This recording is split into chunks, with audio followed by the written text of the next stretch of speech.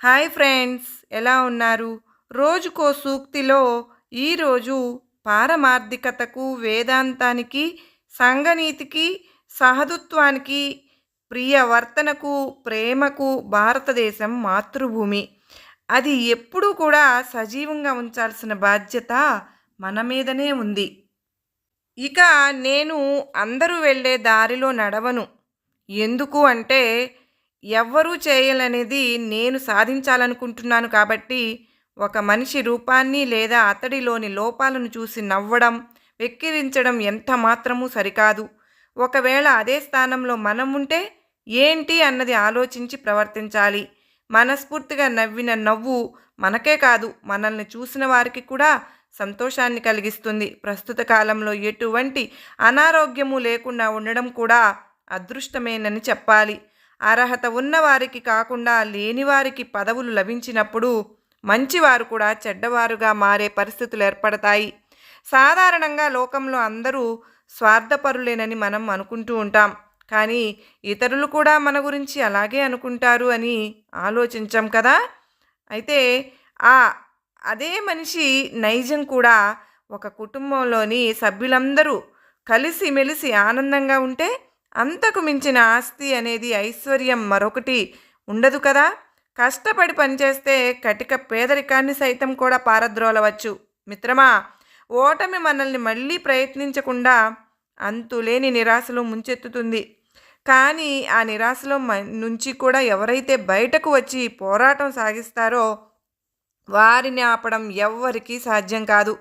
చెడు మాటలు వినకు, చెడ్డ వ్యక్తులతో తిరగకు. ఎందుకంటే అవి నిన్ను కూడా చెడ్డవాడిగా మార్చేస్తాయి. కనుక టెక్నాలజీ పెరిగే కొద్దీ మనిషిలోని సామర్థ్యం తగ్గిపోతోంది, బద్ధకం పెరిగిపోతోంది. తేలికపాటి లెక్కలకు కూడా క్యాలిక్యులేటర్లను కాసేపు వండుకునే దానికి కూడా ఫుడ్ డెలివరీ యాప్స్ను ఉపయోగిస్తూ ఉన్నాం. ఇది మానవ జాతికి ఎంత మాత్రమూ మంచిది కాదు. కనుక వీలైనంత వరకు అతిగా టెక్నాలజీపై ఆధారపడడం మాని సొంత తెలివి శ్రమతో పనులు చేసుకుంటూ ఉండాలి. నాకెందుకులే అని ఊరుకుంటే ఈ సమాజం ఎప్పటికీ బాగుపడదు. నీ ప్రయత్నం నువ్వు చెయ్యి. ఏమో, బహుశా సమాజంలోని నూతన మార్పుకు నువ్వే కారణం కావచ్చు. ఏమో, ఎవరికి తెలుసు. ప్రతి ఒక్కరికి జీవితంలో ఏదో ఒక లక్ష్యం అంటూ ఉండాలి.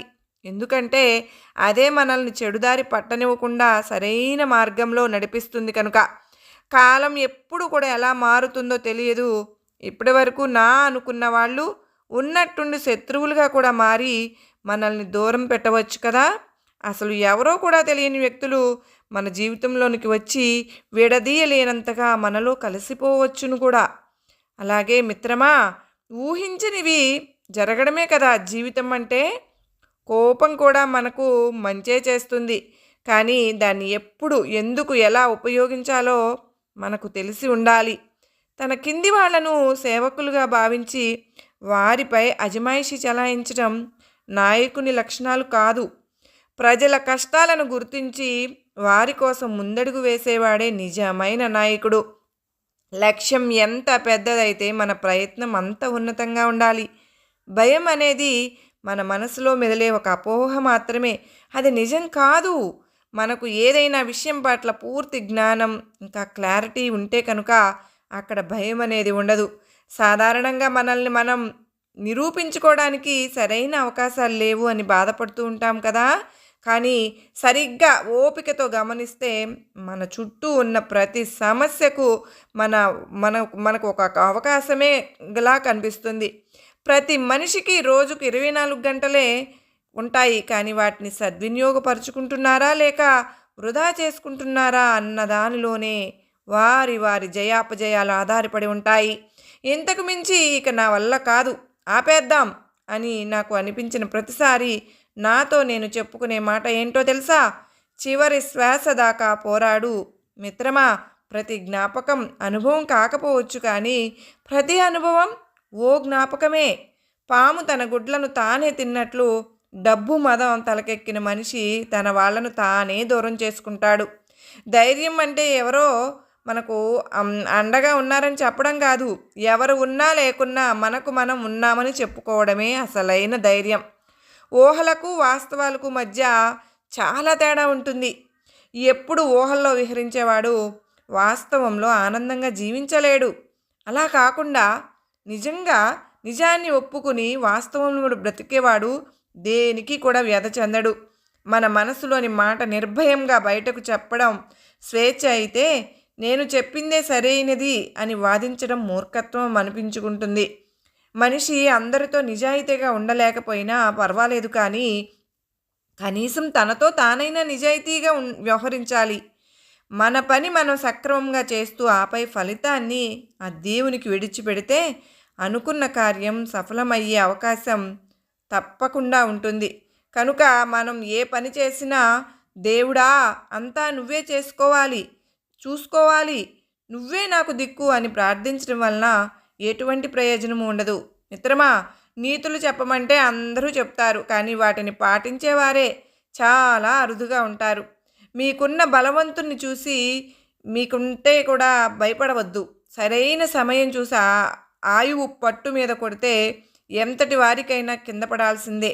ఒక మనిషిని తిట్టడం, దూరం చేసుకోవడం ఎంతో తేలిక, కానీ తరువాత తిరిగి సారీ చెప్పడం, తెగిపోయిన బంధాన్ని మరలా ముడివేయడం మాత్రం చాలా కష్టం. కనుక మనం ఏదైనా ఒక మాట మాట్లాడే ముందు ఆ తర్వాత జరగబోయే పర్యవసానాలను కూడా మనమే ఎదుర్కోవాల్సి ఉంటుందని గుర్తుపెట్టుకోవాలి.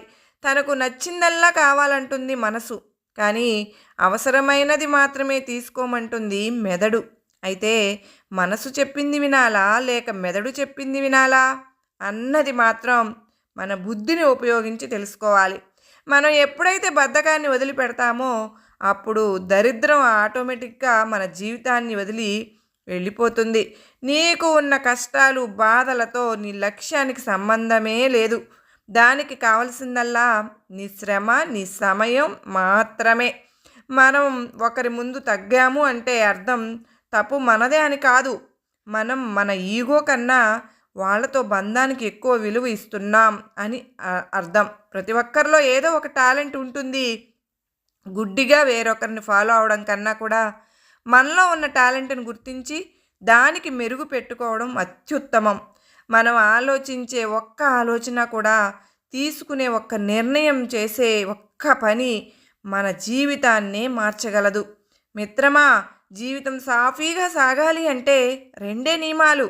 ఒకటి, నోటి మాట అదుపులో ఉంచుకోవాలి. 2, చేసే పనిని సక్రమంగా చేయాలి. ఎవరో వచ్చి మన జీవితాన్ని బాగు చేస్తారు అనుకోవడం మూర్ఖత్వం. తలరాత అయినా లేక జీవిత మార్గమైనా మార్చుకోవాల్సింది మాత్రం మనమే.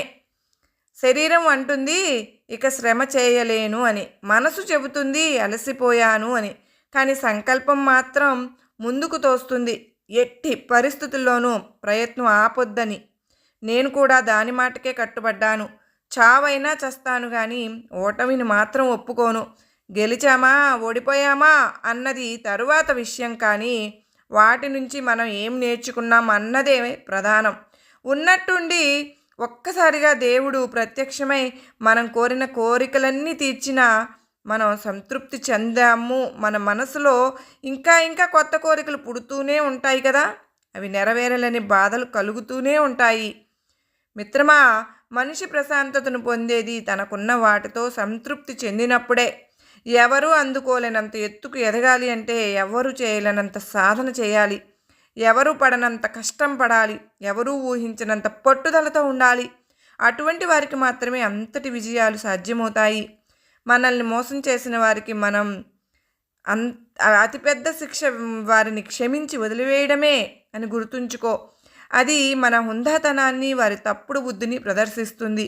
మనలో ఎప్పుడైతే నేనే అన్న అహంభావం పెరుగుతుందో అప్పుడు ఆటోమేటిక్గా ఎదుటి వారిపై చిన్న చూపు ఏర్పడుతుంది.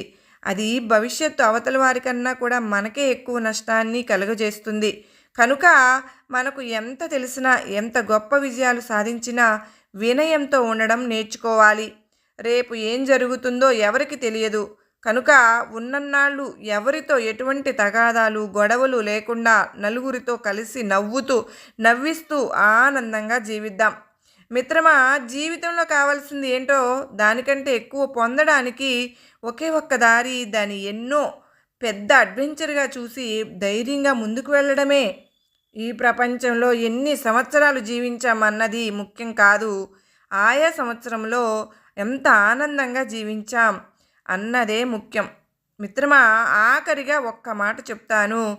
ఏ రోజైతే నిన్ను నీవు అద్దంలో చూసుకున్నప్పుడు నీ ముఖంలో నేను ఇది చేయగలనా అనే సందేహానికి బదులు ఎస్, నేను అనుకున్నది సాధించాను అన్న ఆనందం కనబడుతుందో ఆ రోజు నువ్వు జీవితంలో నిజంగా గెలిచినట్టు. ఆ గెలిచే రోజు కోసం ఇప్పటి నుంచే, ఈ క్షణం నుంచే కష్టపడడం ప్రారంభించు. ఇది బాగా గుర్తుపెట్టుకో.